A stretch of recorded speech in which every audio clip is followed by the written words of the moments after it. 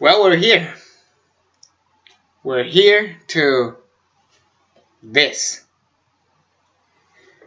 Now, this review will be pretty chill, pretty relaxed. It's basically just the third Captain America movie. Yeah, it had Iron Man, it has Black Panther, it has the re-debut of Spider-Man. We got, you know, the story with Bucky Barnes. There's no reason to get that excited for it. It's just Team Captain America and Team Iron Man. What could get more excited than that? I mean, what the hell am I saying? Captain America Civil War is a fucking awesome ass movie. Now, the first time I saw this movie, I wasn't that big of a fan of it. I mean, I liked the movie just like everybody else did, but I had the most problems with this movie. And basically, I'm gonna just run through the quick problems, and then I'm gonna get on to the real review. I wasn't a big fan of Baron Zemo in the beginning. I wasn't a big fan of like what his plot was. It was kind of ridiculous, his whole plan. I wasn't a big fan of the fact that it wasn't really Civil War, and the fact that it was just basically Iron Man and Captain America and Bucky is basically that story plus some other mini stories, and we didn't get like a full scope of what this series of comics could have been. And then I also didn't like that even though I liked Spider-Man in this movie, I wasn't a big fan of how he was introduced. But I let all those problems aside and started thinking to myself, every time I rewatch this movie, I do have problems, and then I'm thinking to myself, why do I keep rewatching this movie if it's so not perfect? And then I realized the movie is perfect. You just didn't get it. And that's why, by far, this is a big 10 out of 10. This is one of the best movies in the Marvel Cinematic Universe. And I think that's all you need to know. Alright, good night, everybody.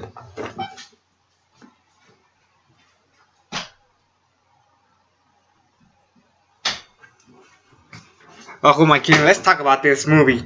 So, we start off with a little origin of Bucky Barnes and then in the late 80s, early 90s.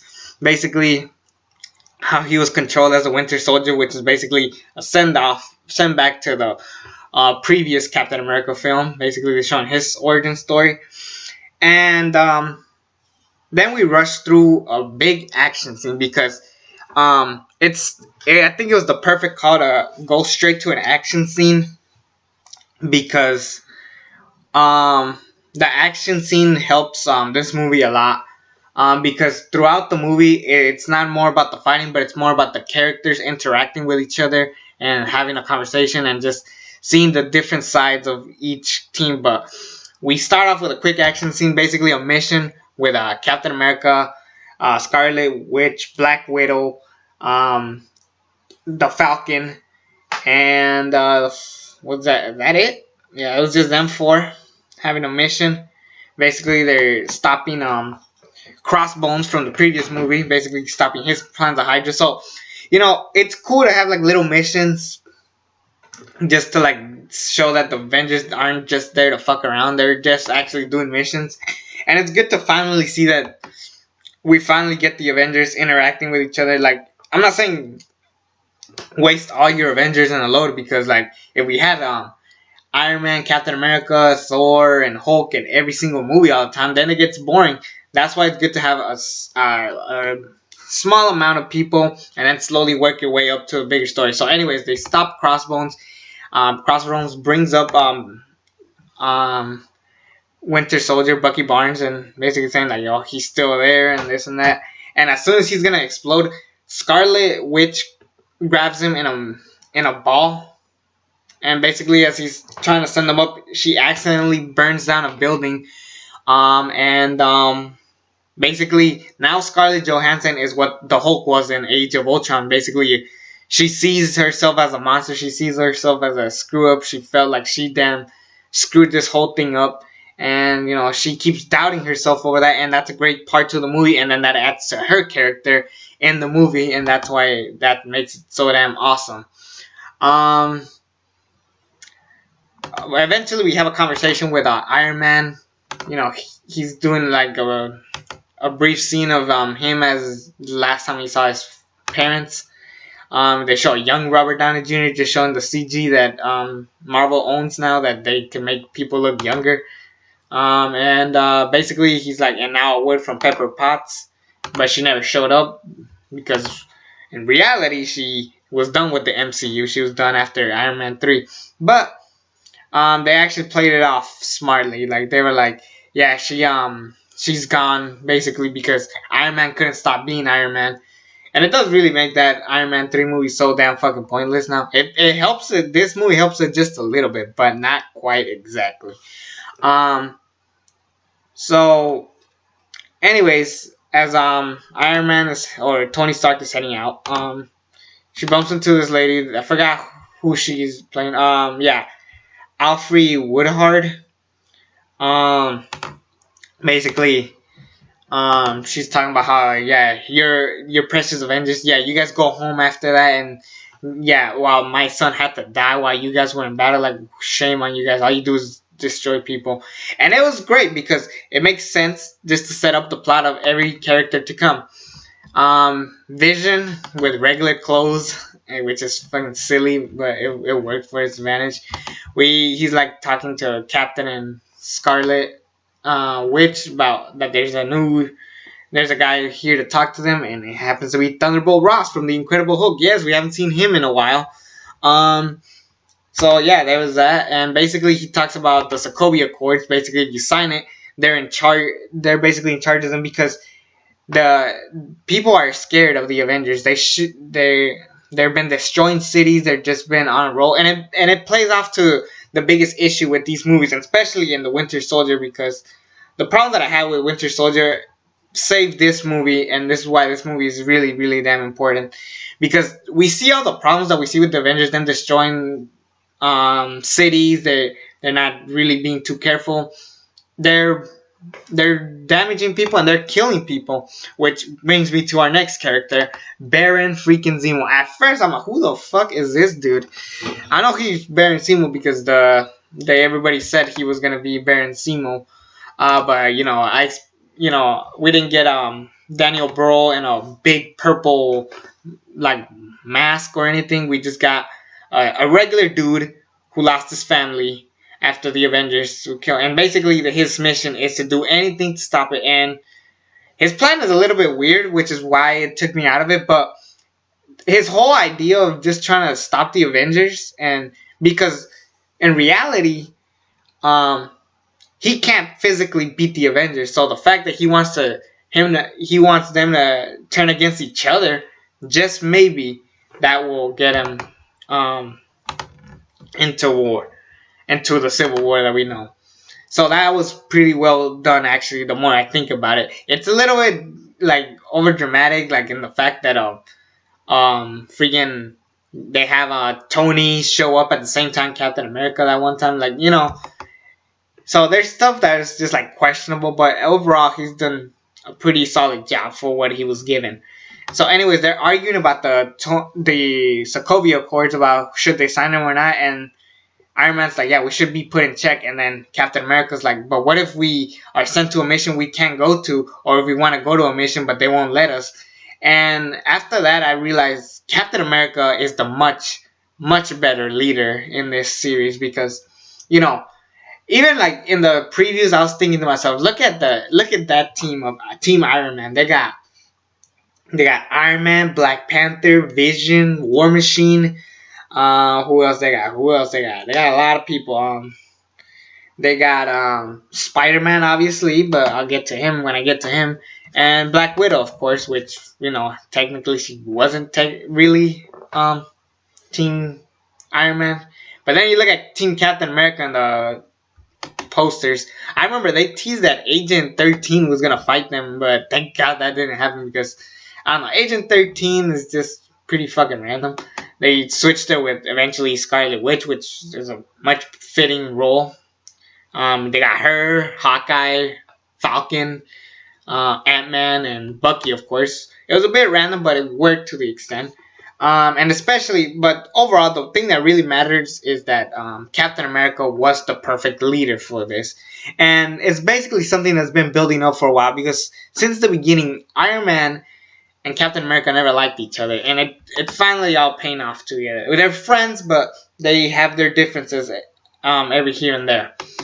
So, anyways, as they're arguing about this, Agent Peggy Carter died, a favorite character in the MCU for me, one of the more underrated characters, even though she had her own show. But yeah, she passed away. They have a funeral. That's when he finds out that Agent 13 is related to her, but we all knew in the comics anyways. So there was that. They have the funeral. And then Scarlet, Black Widow and Captain America talk about like who signed the Sokovia Accords thus far. Vision and War Machine and Iron Man have signed it already. Scarlet Witch is undecided, and Hawkeye decided to retire. Black Widow is about to sign him, so she's like, "Yeah, I'm gonna sign because I think it's the right thing to do to be finally in check." So we got that. And then from there we basically have T'Chaka and T'Challa introduced in this movie. Basically, they're talking about how in the Age of Ultron they destroyed their city, and plus in the beginning scene, because that opening battle mission does play off in this next scene, which is basically them talking about how they want rights from the Avengers, but then that's when they blow up the building, and it was Baron Zemo, but Bucky Barnes gets framed, and that's when Captain America decides to find Bucky and see what's the real deal. So T'Chaka dies, which is freaking sad, obviously. And that's crazy. This was pretty sad, but it makes it like added to the character that was eventually going to be the Black Panther, played by Chadwick Boseman, who knocked it out of the park once again in his movie. But yeah, we have this going on, and basically after Captain America finds Bucky, he's like, "Why did you do it?" He's like, "I didn't do it," and they're basically arguing. And this is when people started talking about how Bucky and Captain America are actually lovers and stuff like that. It was funny, not gonna lie. I laughed at that shit. But if you actually, like, all jokes aside, this story does make sense because they're best friends from the beginning. And even in the trailers, like when Captain is like, "I'm sorry, Tony, but he's my friend." That's when Stark goes, "So was I." So anyways, that happens. Bucky escapes after a bunch of soldiers come to grab Bucky to arrest him. All these agents from S.H.I.E.L.D. When he escapes, but basically that's when we get introduced to the Black Panther chasing him. It's a chase. It's basically Captain America, Falcon, Bucky, and the Black Panther. They're all in a big chase. Black Panther wants to kill Bucky for thinking that he killed his father.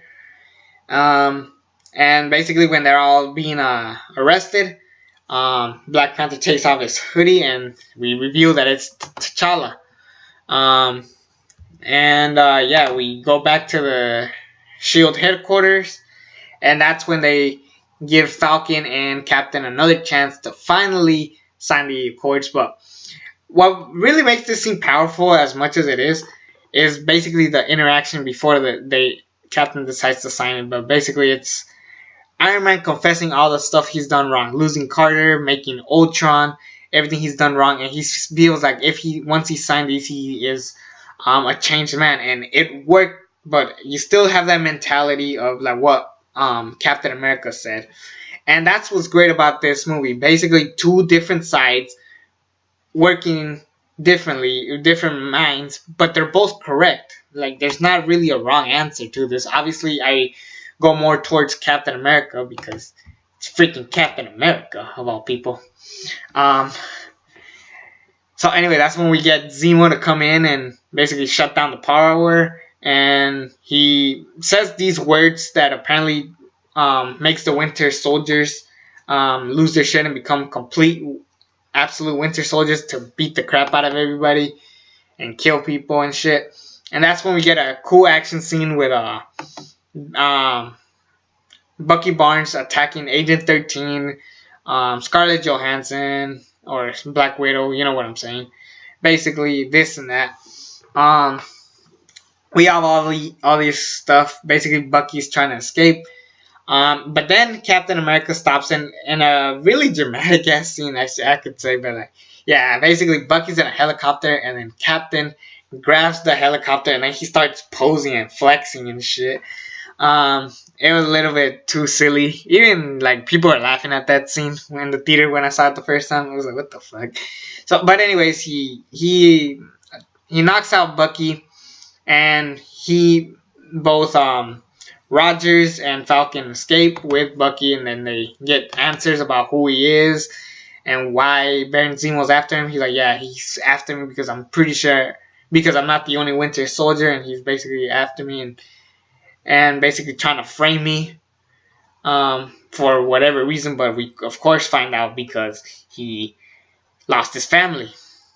So anyways, they're all thinking about plan. Also, I skipped this scene, but it's really not that important until a little bit later. Especially it'll come to play in Infinity War. But Scarlet Witch, I keep getting those mixed up. And Vision are making food together. They're just interacting, basically teasing their relationship. And I gotta be honest, Vision and Scarlet Witch really does work. It's a really nice relationship. I'm digging it. And I like that Scarlet Witch's accent improved, because in the Age of Ultron it was too damn ridiculous. Same with Aaron Taylor Johnson. They do not work well with British accents, but it's fine. And this one it wasn't that big of a deal because I'm already got used to it. But I was digging this scene just for the sense of like what it's come to play later, especially a little bit later in the movie. But yeah, they're basically interacting, not knowing what their powers can do and how they're scared to like be seen as the bad people. And it worked. It actually does play off probably in Infinity War. So anyways, as this goes on, what's next to talk about? Basically, this is when we get introduced to one of the greatest characters of all freaking time. They're talking about a plan B to stop Captain and Bucky, and because they have like less than 3 days, like less than like 48 hours to return in Captain America and Bucky. But they needed like a plan to stop him, and that's when we get introduced to Peter Parker and Aunt May, aka Aunt May, and Spider-Man, motherfuckers, yes. Basically, welcome to the MCU, Tom Holland. He's Spider-Man. They're interacting about like what he is, and I like what they did. They tweaked the "with great power comes great responsibility" freaking discussion with like when you can do the things I can, but you don't use them. You know what for and stuff like that. He wants to do good for his neighborhood because and it's great because this is Spider-Man, really cheap, broke dude with a heart, and it works. And they skipped Uncle Ben's storyline, which is always great. Yeah, basically they skipped Uncle Ben's story. We zoomed straight up to it, and yeah, I remember. Then they kept teasing the whole freaking Iron Man and hitting on Aunt May, Marissa Tomei, and that's like, shh, don't tell May and stuff like, okay, Spider-Man, get me out of this. So anyways, after that we get an explosion at S.H.I.E.L.D. headquarters. Vision goes to check it out, but that's when Hawkeye comes and talks to Scarlet Witch about coming and helping Captain, and basically yeah, this is when it gets really powerful for Scarlet Witch. Basically, she's still scared of people seeing her as the bad person, and Hawkeye's like, hey, listen, what I've said before, and it comes back to Age of Ultron, like how we went to we did the most ridiculous thing fighting Ultron, so now it's like, we have to change stuff again, and it really works because now it makes sense why Hawkeye's even in this movie, despite him being probably one of the weaker Avengers. But Vision fights Hawkeye for a little bit, but that's when Scarlet Witch said, "I'm leaving with him. Sorry, Vision, but I gotta do it," and she attacks him. And they escape. So Vision's gone, and um, basically all the teams set up. Agent 13 comes to bring Falcon and Captain America's equipment. They make out, which is a really cheesy ass relationship. Like Captain America's like, "Yeah, you're a Cardell, fuck you too." And the funniest part about this whole scene is just Bucky and Falcon like, "Yeah." That was probably the funniest shit ever. So anyways, we got that scene, and they're in the air. They basically got all their team members, and Falcon talks about, "Hey, I think I know a guy who could help us get into like places." And it makes sense to actually bring Ant-Man into this mix, because if you see what Ant-Man could do, what he proved Falcon in his movie, it's basically, it makes sense why they would want him. Like basically, if they can't get into doors and stuff like that, they could get him to maybe get into this kind of thing. So that was great. And this, of course, leads to the epic scene of the MCU, the airport scene, the most memorable part of this entire movie. Basically, a 6-on-6, everybody just fighting back and forth. We get introduced to Spider-Man fighting. Spider-Man was a lot super freaking funny. Like, "Hey, I'm sorry guys, but I'm trying to impress Mr. Stark." He's like, "Oh my god, it's Captain America, it's Ant-Man, it's all these guys." Like, this is Spider-Man. This is the perfect Spider-Man. I really enjoy this. This is my favorite Spider-Man. Not necessarily like, maybe he hasn't hit like Spider-Man 2 or Spider-Man from 2002 and 2004, but I guarantee you he's getting there. He's getting there. And it's just a great Spider-Man. We have that awesome scene. And yeah, it was just a brilliantly well put together scene. It was just awesome. I really love the scene. Giant Man. This is another problem I actually have with the movie. The fact that we never really got to how Giant Man got to it, but I'm pretty sure we're gonna get it in Ant-Man and the Wasp down the road, so I really won't like complain too much about it. But it was great seeing Giant Man, a little teaser for people. They tease Empire Strikes Back when they tie up his his feet, and then they knock him out. That was a great scene. Everything about this airport scene was great. Basically, Black Panther is going straight to the Vision. Black Panther going straight to Barnes and stuff. Hawkeye being like, "Oh, we never met. I'm Hawkeye. I don't care." Like, it was just great. Everything about this was great. But they realized not everybody will make it, so it's just up to just Bucky and Captain to escape. So as they're trying to escape, Black Panther's chasing them down, and then that's when Scarlett Johansson, Black Widow, says, "I'm gonna regret doing this," but she attacks Black Panther because Captain and Black Widow have been really good friends throughout this universe, and it shows, especially in the Winter Soldier. So it makes sense for her to eventually turn sides, because eventually someone in this movie had to turn sides. So anyways, that happens.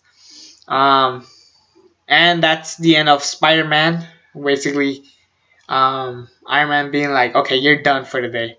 Listen, you're going back home, or I'm calling Ant-Man." You're like, "No, oh yeah, I can still go. Okay, I'm done." Like, that was just funny. Spider-Man was just awesome in this movie. I really loved him in this movie. Eventually, as they're trying to escape, Iron Man and War Machine go after them. This is when the accidental Vision shoots War Machine. They killed him, sort of. But he's not dead. I thought they were gonna kill him off. But eventually, I'm pretty sure race would come into play with like the whole, "Oh, don't pull a Walking Dead Marvel Cinematic Universe." I know people are talking about that, but I really didn't care. A death would have been successful in this movie, just being like, "Man, we really do fuck up on these missions." And like, even Falcon's like, "Yeah, I'm so sorry." So War Machine, dead or not, it was just a touching scene, just like saying like, "Holy shit, they are really fucking up." and that's why they end up signing the Sokovia Accords in the first place. So, anyways, after everybody is in prison, Iron Man said, "Listen, I'm on your guys' side, and just trust me on this one. Look, I even shut down the cameras, so Falcon, if you could tell me anything, just let me know." So, anyways, Iron Man goes for to basically Iron Man goes to find Captain and Bucky to stop Baron Zemo, the real villain of the story. And then Black Panther chases them down. As soon as they arrive, Bucky shows a clip of Bucky killing Iron Man's parents. Like, what the hell is this? It's a bit ridiculous in the sense like how the hell does Bucky know? I mean, Iron Man know exactly that it was his parents. It's just a silly thing, little nitpicky stuff. But anyways, he kills them. It was a tragic scene, and then Iron Man, and this is probably my favorite part of the whole movie. Captain America and Bucky versus Iron Man. Them fighting, them beating the crap out of each other. Bucky loses his hand. One of the coolest scenes was like when Iron Man chokes Bucky, like, did you even remember them? And Bucky's like, oh, I remember all of it. Like, it's coming off all badass and shit. All three of them fight. The whole thing of them like swapping with the shield, it was cool. Bucky was gonna break Iron Man's like little circle, but he blows up his hand. He's knocked out, and then we get the infamous coolest scene of all time of how Iron Man shoots like this, and then Captain America holds the shield. It was just well done. And then that's when Baron Zemo, throughout the movie, he keeps hearing this voicemail. You keep thinking that he's talking to somebody, but no, he just keeps repeating that voicemail, and eventually he deletes it because he was gonna kill himself because he's done everything. And Black Panther gets full answers from him, like, yeah, you just want to see them kill each other, right? He's like, yeah, I couldn't beat the Avengers, so if I can get them to fight each other, it makes sense. And I'm sorry about your father, but it's just what I had to do. But that's when Black Panther, he could have killed him easily, but no, he saves his lives and says that the living is not there for you. So Baron Zemo is coming back, and I guarantee you, maybe we get the purple face, but who knows what we do with Baron Zemo now. I'm actually kind of curious now if they actually use him down the road. It was just well put together. The fight at the end. Iron Man could have easily killed off Captain America right there and there, but then Bucky distracted him.